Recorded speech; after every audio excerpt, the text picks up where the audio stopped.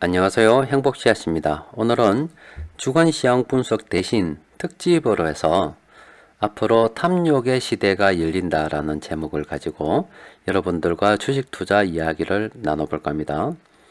요즘 여러분들께서도 아시다시피 주식시장 주변에는 좋은 소식이 별로 없습니다.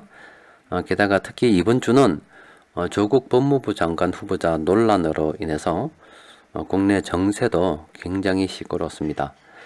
그럼에도 불구하고 오늘 이렇게 특집을 준비한 이유는 그 시끄러운 와중에서도 우리가 놓쳐서는 안 되는 중요한 뉴스들이 나왔어요. 여러분들께서 그 포인트를 잡으셨는지 모르겠는데 그 부분에 대해서는 조금 이따 말씀을 드리도록 하겠습니다. 일단 국내 정치 불안 관련해서는 조국 법무부 장관 후보자로 인해서 굉장히 시끄러워요. 국민들까지 나서서 시끄러운데 이와 관련한 논평은 저는 주식 투자하는 카페니까 그런 이야기는 하지 않겠습니다. 그런데 제목은 일단 올려둔 이유가 저와 관련해서 투자의 관점으로 우리가 바라봐야 될 부분이 있다 이 말이죠. 그 부분을 이야기하기 위해서 제목만 올려뒀는데 그와 관련한 대응 방법은 아래쪽에 투자 전략 이야기를 할 때 제가 자세히 다뤄드리도록 하겠습니다. 그리고 북핵 관련 이슈도 여러가지 아직 불안한 상태로 남아있고, 한일 무역 분쟁 역시 24일날 오늘이죠. 한국과 일본의 군사정보 보호협정, 교류, 이런 것들이 종료가 됩니다. 20일날 이제 종료하기로 결정을 내렸는데, 이 때문에 일본과 대화의 길은 점점 일단 멀어지고 있는 것 같아요. 그래서 한일 무역 분쟁도 지금 당장은 어떤 해결을 기대하기 어렵다 이렇게 보고 있고요. 홍콩 시위 관련도 아직 마무리가 되지 않았습니다. 여전히 진행 중이고, 지금 당장 금요일날 또 미중 무역 협상 관련해서 또 빅 이벤트가 하나 터져버렸습니다. 아마 월요일날 우리 시장도 영향을 받을 것 같아요. 아무래도 하락할 것 같은데 별로 좋지 않습니다. 중국이 9월 1일부터 미국산 제품에 대해 가지고 약 750억 달러 규모 미국산 제품에 대해서 10% 관세 부과를 추가로 한다 그랬어요. 그런 발표가 있자 미국 주식시장은 바바박 금요일날 떨어졌거든요. 그런데 트럼프 대통령이 가만히 있을 리가 없죠. 다시 또 발표를 했어요. 기존에 미국은 2,500억 달러 상당의 중국산 제품에 대해서 약 25% 정도 관세를 부과를 했는데 10월 1일부터 30%로 인상하겠다, 5%더 인상하겠다 이런 이야기를 했고요. 또 3천억 달러 규모의 중국산 제품을 10% 관세 부과를 하기로 했는데 9월 1일부터 5%더 올려서 15% 인상을 한다고 했어요. 게다가 트럼프 대통령이 우리 한국과 일본의 이런 수출 규제, 무역 분쟁으로 인해서 배웠는지 이런 이야기를 냈어요. 미국 회사들에게 중국 이외의 대안을 찾아라, 이렇게 이야기를 했습니다. 그래서 미중 무역 협상이 점점 더 격화되고 악화되는 그런 상황입니다. 현재 지금 좋지 않아요. 그런데 제가 이번에 특집을 준비한 이유는 바로 금융시장의 변화가 있었기 때문입니다. 이게 굉장히 중요한 겁니다. 요것 때문에 제가 특집을 준비를 했어요. 볼크룰이라고 해서 그것을 트럼프 대통령이 계속 개정을 하기로 원했는데 결국 그게 통과가 되었어요. 그래서 앞으로 좀 몇 가지 더 절차가 남아 있습니다만은 지금처럼 이제 간다면 2020년 1월 1일 몇 달 남지 않았죠. 부터 시행될 예정입니다. 자, 볼커 룰에 대해서 잠시 설명을 드리도록 하겠습니다. 자, 이 볼커 룰은 볼커가 만든 그냥 규칙입니다. 2분이에요, 2분. 이제 화면에 네이버에서 한번 검색을 해봤는데 화면에서 나오는 2분입니다. 연세가 좀 되십니다. 올해 우리 한국 나이로 93세가 됩니다. 미국 나이로는 91세가 되고요. 아직도 왕성한 활동을 하고 계시는 분인데, 이분께서 FRB 미국 연준 이사회 의장을 했습니다. 언제 했냐면, 여러분들 저 미국 금리를 자세히 보시면 이래 1980년 전후해가 이때 미국 금리가 기준금리가 거의 한 20%까지 올라갔던 시기가 있었습니다. 바로 저때 미국의 연준 의장을 하시면서 금리 인상을 주도하셨던 분입니다. 자, 여기서 이야기를 잠시 하게 되면은 이 1970년대에는 미국이 굉장히 인플레이션을 넘어서 스태그플레이션으로 고생하던 시기였어요. 그 이전에 그 케인즈라는 분이 나타나가지고 국가 주도로 엄청난 경제 부흥을 일으켰죠. 그런데 1970년대 들어서 미국은 베트남하고 전쟁을 했습니다. 그래서 돈을 무지막지하게 찍어냈습니다. 그런데 1973년도에 제1차 오일 쇼크가 발생을 했고, 그리고 1978년도에 제2차 오일 쇼크가 발생했습니다. 이 1, 2차 오일 쇼크 동안 오일이 배럴당 3달러에서 24달러까지 상승을, 곧 한 8배 정도를 상승을 했어요. 그래서 미국에서는 인플레이션을 뛰어넘어 가지고 인플레이션이 된 상태에서 물가가 많이 오른 상태에서 경기 침체까지 오는, 더 이상 케인즈 방식으로 국가 주도로 경제를 일으키려고 해도 경제가 도저히 작동하지 않는 그런 위기 상황을 맞이하게 되었어요. 만약에 저 위기를 극복하지 못했다면 미국은 아르헨티나 되었겠죠. 아니면 짐바브웨이 되었을 수도 있습니다. 그런 위기 상황에서 앞서 보여드렸던 폴 벌커라는 분이 나오셔가지고 금리 인상을 통해서, 즉 긴축을 통해서 시중에 있는 돈을 빨아당김으로 인해서 미국 경제를 인플레이션의 위기에서 벗어나가지고 스태그플레이션 위기에서 벗어나서 다시 정상 궤도로 올려놨다고 볼 수가 있어요. 그때 금리 인상을 엄청나게 했습니다. 이때 뭐 금리가 저만큼 올라갔는데 경기가 어떻게 좋았을 수가 있겠어요? 그래서 미국 뉴욕에 미국 농민들이 트랙터를 끌고 가가지고 폴 벌커 내려오라고 퇴진하라고 시위도 했었답니다. 자, 우리나라 같은 경우는 뭐 서울과 부산에 한 5시간 정도만 가는 굉장히 작은 나라입니다. 그런데 미국 가보신 분은 아시겠지만 미국에서 5시간 간다는 거리는 굉장히 근거리입니다. 가까운 거리로 여겨져요. 그런데 저 넓은 국토에서 자동차로 가도 그렇다 이 말이죠. 트랙터를 끌고 농민들이 뉴욕까지 가서 연준 의장 내려오라고 데모를 했을 정도라면 그 트랙터가 속도가 빠르긴 합니다. 한 달 달려가신 분도 아마 계실 거예요. 그 정도로 사람들이 불만이 많았음에도 불구하고 저 앞서 그림에서 보여드렸던 폴 벌커라는 분께서 굴하지 않고 꿋꿋이 금리를 올린 덕분으로 결국 미국 경제는 안정을 되찾게 되었습니다.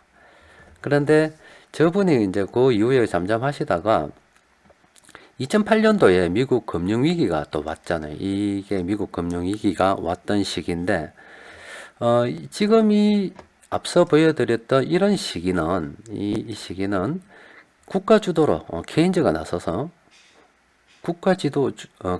케인즈의 경제 이념을 따라서 국가 주도로 경제를 개발하고 하던 그런 시기입니다.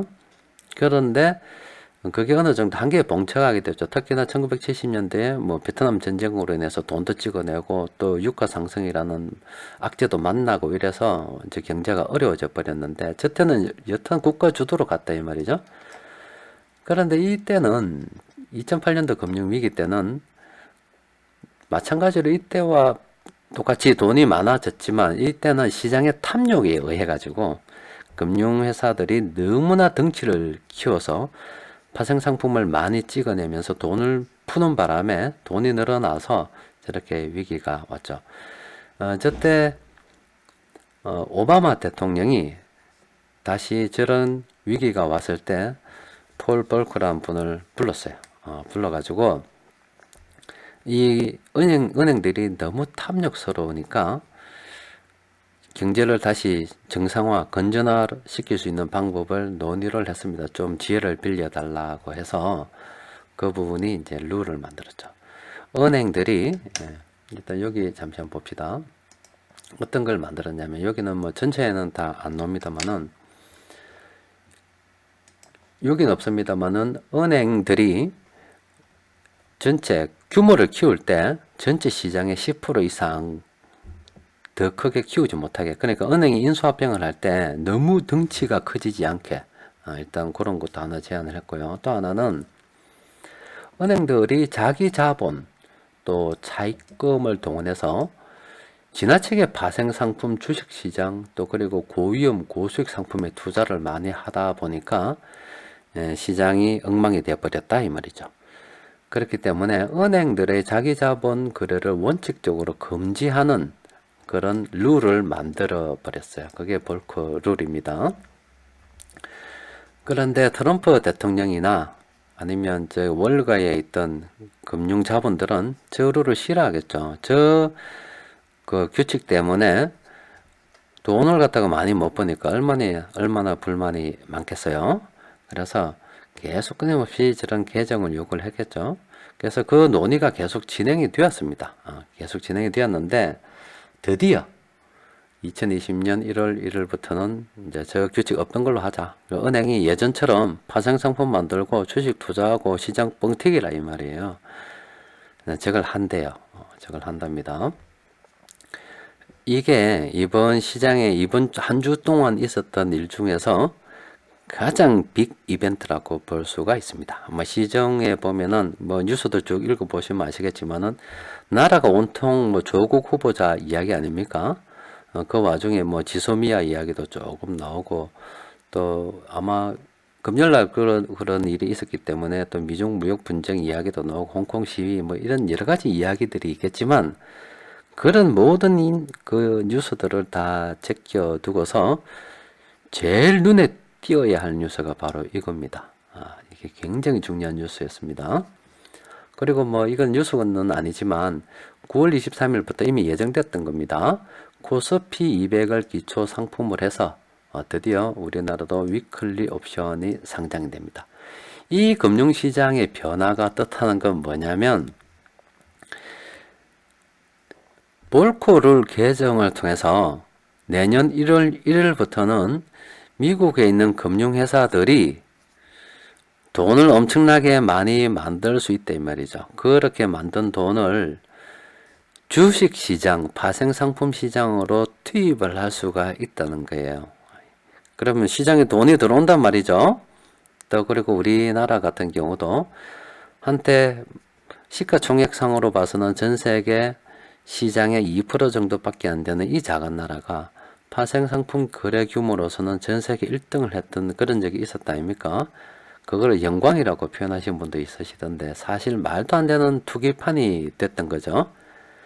그런데 여튼 지난 이 정부들이 주식시장의 규제를 통해서 파생상품 진입을 어렵게 만들자 결과적으로 주식시장이 돈이 잘 돌지 않아서 이렇게 되어버렸죠 이 말이죠. 그런데 주식시장에 다시 돈이 들어올 수 있게끔 조치를 지금 취하고 있는 중이에요. 자, 돈이 위험자산으로 들어올 수 있는 변화가 생기고 있다 이 말입니다. 그거를 저는 탐욕의 시대가 열린다라고 생각을 합니다. 그러면 안 좋은 거 아니냐라고 이야기할 수가 있죠. 예, 안 좋습니다. 물론 이런 조치들로 인해서 나중에 주식시장의 변동성이 아래 위로도 크게 일어날 수가 있고요. 그런데 아래로 악재들이 많기 때문에 아래로 하락도 할 수도 있고 아니면 뭐 위로 상승도 할 수가 있는데 중요한 것은 주식시장으로 돈이 들어온다는 거예요. 수요와 공급의 법칙으로 보게 되면 당연히 주식시장으로 이렇게 돈이 유입이 되면 기존에 주식을 들고 있던 사람들은 굉장히 유리하겠죠. 그래서 누가 손해보느냐? 이 폭탄 돌리기하고 똑같은 겁니다. 항상 남이 잘 된다고 했을 때 나도 돈 벌어볼까 하고 뒤따라온 사람들이 결과적으로 모든 폭탄을 떠안게 될 가능성이 굉장히 거기 항상 그래 왔으니까는요. 그런데 우리 입장에서는 저런 탐욕의 시대가 열리면 좋죠. 왜냐하면 이미 우리는 남들이 주식 투자를 하기 꺼려 할 때 주식을 보유하고 있지 않습니까? 주식을 우리가 보유하고 있었는데 주식시장으로 돈 들어올 길을 지금 트럼프 대통령이 열어주고 우리나라에서도 지금 열어주고 있다 이 말이죠. 얼마나 좋습니까? 그래서 우리 같은 경우는 현재 보유하고 있는 주식들 들고 있어야 됩니다. 그리고 시장 상황 봐가면서 주식시장으로 유입이 되는 돈이 유입되는 기미가 보이고 정부에서 자꾸 규제를 풀어서 주식시장으로 돈 들어오게 만들어주면은 우리도 그와 맞춰서 돈을 좀 더 투입할 필요가 있어요. 그러다가 뭐 지금 당장은 아니겠지만 항상 그렇잖아요. 거품이 만들어지는 시기가 있다면 거품이 빵 하고 터지는 시기도 있잖아요.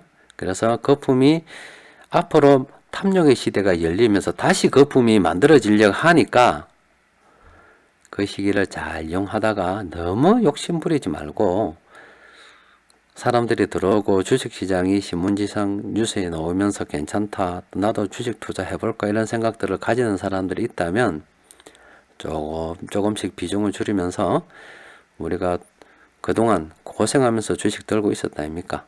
자, 그거를 현금으로 다시 바꿀 기회가 앞으로 열릴 것 같다. 그래서 제가 특집을 준비하는 겁니다. 희망이 있다 이 말이에요. 자, 탐욕의 시대가 열리고 있어요. 9월부터 시작되는 파생상품시장 활성화, 이거 우리나라고, 내년 1월 1일부터 볼크룰 개정으로 주식시장 유동성이 늘어날 것 같습니다. 자, 기쁩니다. 드디어 거품이 생기고 있어요. 물론 저걸 갖다가 참 좋다고 해야 되나 말아나 해야 될, 안 좋다고 해야 될지는 모르겠습니다만은, 일단은 투자를 하고 있는 입장에서는 우리가 돈 벌 수 있는 기회가 생기니까 당연히 좋다고 해야 되겠죠. 자, 투자 전략에 대한 이야기를 잠시 해봅시다. 국내 정치 불안에 따른 작전 세력들이 활동이 증가할 가능성이 커졌습니다. 앞서 제가 조국 후보자 관련 이야기를 잠시 언급을 했는데, 왜 언급을 했냐면 지금 나라가 어수선해요. 조국 후보자 때문에 국민들이 어수선하고 정치권도 어수선합니다. 그러니까 이렇게 또 그리고 금융위원장도 바뀌고 장관 교체가 일어나고 있죠. 그리고 또 내년 4월은 우리나라 총선이 있습니다. 이렇게 어수선할 때 주식시장에는 늘 일어나는 현상이 뭐냐면 바로 이런 어수선한 틈을 타서 감시 감독이 소홀해질 수 있는 이런 틈을 타서 작전 세력들이 보통 활개를 많이 치는 시기이기도 해요. 그래서 이때 시가총액이 작은 종목들이 갑자기 급등을 하거나 이런 식으로 움직이는 종목들이 생길 수가 있다 이 말이에요. 아무런 호재 없이 그냥, 아니면 정말로 택도 없는 뉴스가 나오면서 오를 수도 있다 이 말이죠. 그래서 이때 우리가 주의해야 될 점은 무엇이냐? 테마주 따라다니면서 어설픈 희한한 그 종목들 따라다니면서 뒤따라가는 매매하면은 큰일 납니다. 큰일 나고, 이때 우리가 봐야 될 것은 여러분들이 보유하고 계신 종목들을 잘 지켜보세요. 지금 우리가 앞서 말씀드린 것처럼 금융시장의 변화가 일어나는 볼크룰은 내년 1월입니다. 그리고 9월부터 파생상품 시장이 9월 23일부터 시작이 돼요. 그리고 시장에는 악재가 이만큼 많습니다. 시장은 기대감으로 인해서 움직이는 시장이다. 앞으로 아직은 별거 없어요. 그럼에도 불구하고 갑자기 급등을 하는 종목이 막 생기면 뭐가 좋아가지고 갑자기 실적이 좋아지거나 살만한 어떤 매력이 생기겠어요? 작전입니다. 그렇기 때문에 여러분들이 보유한 주식이 어느 날 뜬금없이 오르면 그냥 뜬금없이 오르기 때문에 그냥 뜬금없이 팔아버리십시오. 그냥 아무런 이유 없이 오르니까 아무런 이유 없이 그냥 팔아보면 됩니다. 그러니까 신규로 사지 마라 이 말이에요. 여러분들께서 들고 있는 주식들 중에서 아무런 이유 없이 그냥 쑥쑥쑥쑥 올라가면 그냥 쑥쑥쑥쑥 팔아버리십시오. 그걸 이야기하고 싶어서 조국 후보자를 앞에 조금 언급을 했고요. 또 앞서 말씀드린 것처럼 현재는 뭐 호재가 별로 없기 때문에 당분간은 기대감, 우려감, 실망감 등으로 이런 투자 심리에 의해서 시장이 줄렁줄렁 거릴 가능성이 있기 때문에 우리는 항상 돈의 흐름을 봐야 되겠죠. 돈의 흐름을 살피며 분할 매도, 분할 매수 병행하는 전략을 취해야 합니다. 아무래도 아직은 시간이 좀 흘러야 돼요. 지금 여러 가지 이슈들이 많아서 시간이 좀 흘러야 되고, 또 벌크 룰이 된다고 해서 당장 되는 게 아닙니다. 내년 또 뭐 상반기 또 지나봐야 돼요. 그렇게 시간이 흐르다 보면 뭐 현재 남아있던 시장의 여러 악재들도 하나하나씩 소멸될 수도 있고, 그죠? 또 우리나라도 뭐 내년 총선 때문에 또 다른 테마 바람도 불 수도 있고, 이렇게 시장이 정화돼 가는 겁니다. 그때 또 새로운 이슈가 나타날 수가 있어요. 그래서 지금 당장 뭐 큰 돈을 벌겠다는 게 아니고, 시장이 앞으로 이렇게 변화해 갈 것이기 때문에 이런 식으로 대응을 하는 것이 좋겠다. 그런데 그동안 우리를 억누르고 있었던 주식시장으로 돈 들어올 수 없던 환경, 주식시장, 금융회사들을 묶어놨던, 조이고 있었던 그런 변화들이 지금 이번 주에 생겼다 이 말이죠. 생겼기 때문에 앞으로 좀 기대해도 되겠다. 힘을 좀 가져도 되겠다. 이런 이야기를 하고 싶어서 오늘 특집 이야기를 한 겁니다. 자, 지금 좀 안 좋다고 해서 너무 쪼릴 필요 없습니다. 앞으로 여러분들이 보유하고 계신 주식들 수익 내고 나올 기회가 분명히 생길 것 같습니다. 자, 모두 힘내시고, 자, 주말 잘 보내세요.